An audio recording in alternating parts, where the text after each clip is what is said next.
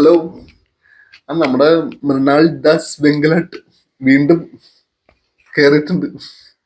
ഈ പ്രാവശ്യം ബൺമസ്കൺ എന്താണെന്നൊന്ന് കണ്ടുപോകട്ടില്ലേ?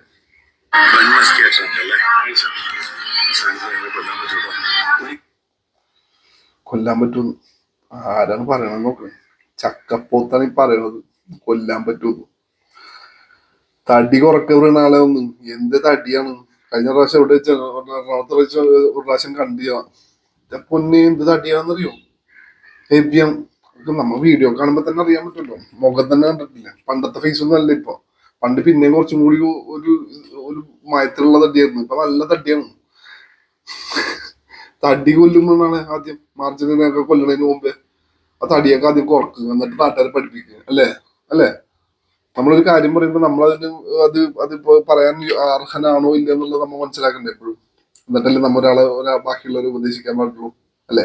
അതല്ലേ എന്റെ ശരി. നല്ലൊരു ഒരു കണക്ഷൻ വരുള്ളൂ അതിനോട്. അറിയാൻ പാടില്ല അല്ലേ? കുഴപ്പമില്ല.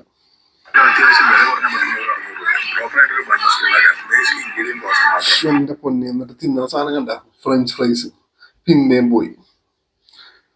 എങ്ങനെ കേറാണ്ട് നിൽക്കും? പിന്നെ കേറണത് പുള്ളിന്റെ ഉദ്ദേശം അതാണ് കേട്ടാ. കേറണം എന്ന് തന്നെയാണ് എയറിൽ. ഇത്രയും തടിയൊന്നും ഇച്ചിരി കുറച്ചേ ഉള്ളൂ എയറിൽ കയറാനായിട്ട്. അല്ലെങ്കിൽ ഇച്ചിരി കൂടി പാട് വിട്ടു തോന്നുന്നു കണ്ടിട്ട്. പൊങ്ങണ്ടേ അങ്ങോട്ട്.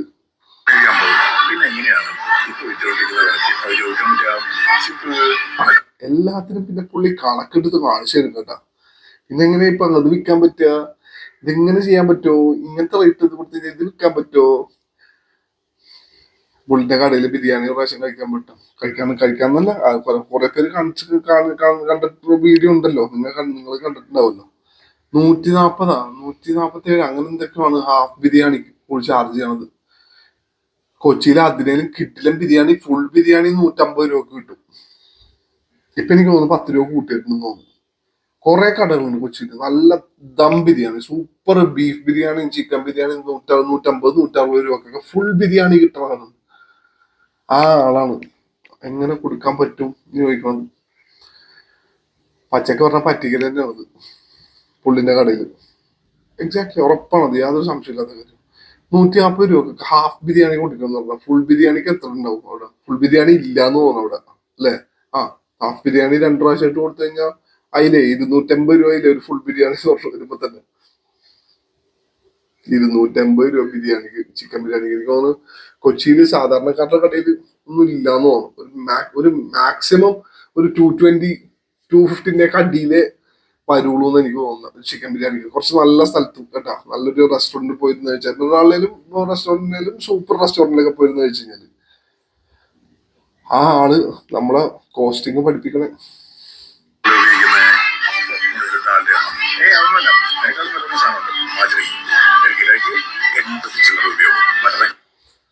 ഫ്രഞ്ച് ഫ്രൈസ്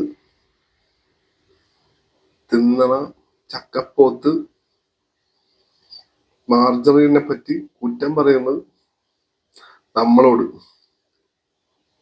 അടിപൊളി.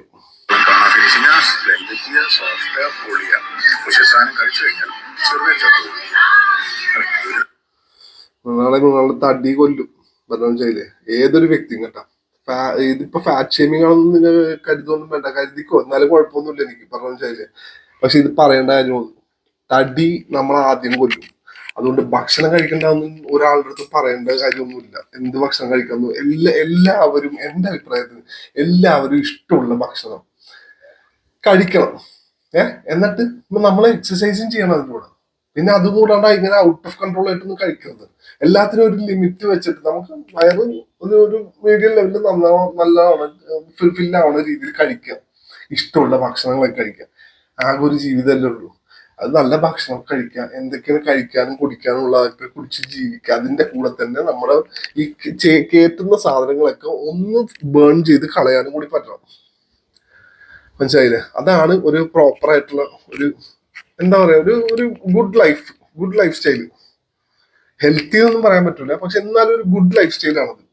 എല്ലാ ദിവസവും ഒരു 1 hour നല്ലോണം ഒന്ന് കഴിച്ച ഭക്ഷണങ്ങളൊക്കെ ഒന്നുകൂടി കുറച്ച് നല്ലോണം ബോഡിക്ക് ഒരു റെസ്റ്റ് വേണം. നമ്മളെ നമ്മുടെ ഹെൽത്ത് കുറച്ചും കൂടി ബെറ്റർ ആവുകയും ചെയ്യും. പിന്നെയും നമുക്ക് മരിക്കണവരെ നല്ല ഭക്ഷണമൊക്കെ കഴിച്ച് ജീവിക്കാൻ പറ്റണ്ടേ നമുക്ക്, അല്ലേ?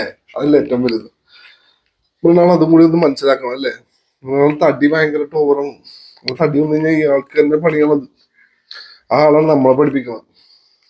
എന്താ കഥ.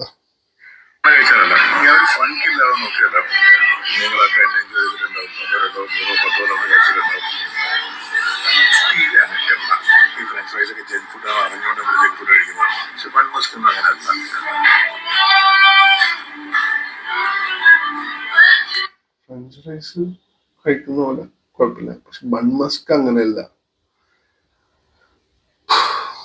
എന്തെന്ന് പറയാനല്ല ഇയാള് മണ്ടനാവുന്നതാണോ അല്ലെങ്കിൽ നമ്മളെ മണ്ടന്മാരാക്കാൻ ശ്രമിക്കുന്നതാണോ? തോന്നുന്നു ഇയാളൊരു മണ്ടനായിട്ടൊന്നും തോന്നുന്നില്ല ഇങ്ങനെയൊക്കെ പറയണിരുന്നിട്ടല്ലേ. ഒരു ബോധമുള്ള ആരെങ്കിലും പറയൂ ഇങ്ങനെയൊക്കെ? ഫ്രഞ്ച് ഫ്രൈസ് കുഴപ്പമില്ല, ഫ്രഞ്ച് ഫ്രൈസ് കുഴപ്പമൊന്നുമില്ല. പല സ്റ്റഡീസിലും വന്നൊരു കാര്യവും സിഗരറ്റിനെല്ലാം ഡേഞ്ചർ ആണെന്നൊക്കെ കുറെ സ്റ്റഡീസ് ഒക്കെ പറയണത്. എന്താ പറയുമ്പോ പക്ഷെ ഫ്രഞ്ച് ഫ്രൈസ് കുഴപ്പമില്ല, മാർച്ചറിനാണ് ഭയങ്കര ഡേഞ്ചറസ്. ശ്രദ്ധിക്കണം കേട്ടോ. മണൽഡസ് വെങ്കിലേട്ടാണ് പറയുന്നത്.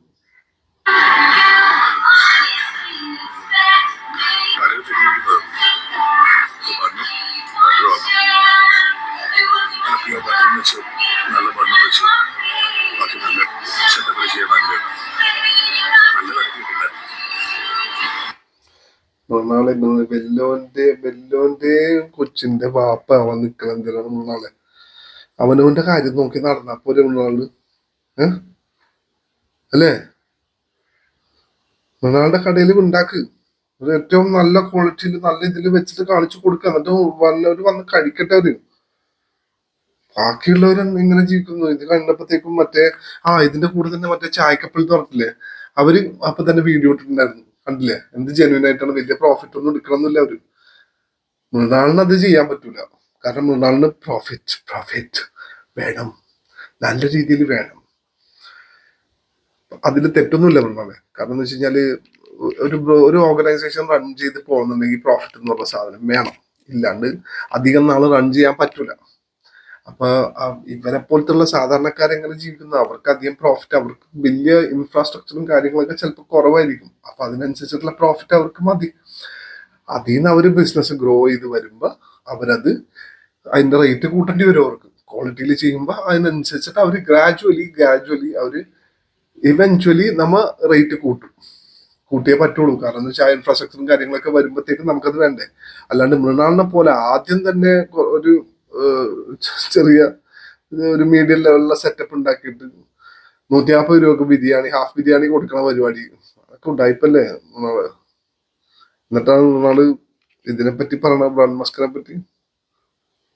ഇനി അടുത്ത് ആരെ വാങ്ങിക്കാം? 150 രൂപക്ക് നിന്റെ കടയിൽ നിന്ന് ബിരിയാണി വാങ്ങി തിന്നണില്ലേ ഹാഫ് ബിരിയാണി ആൾക്കാര്? അതും ആൾക്കാരല്ലേ വന്ന് വാങ്ങിക്കണത്. ഞാൻ പറഞ്ഞില്ല, ഇപ്പൊ നമ്മളെ പൊട്ടനാക്കാൻ നോക്കണ്. സത്യം നമ്മളെ പൊട്ടനാക്കാൻ നോക്കണ്.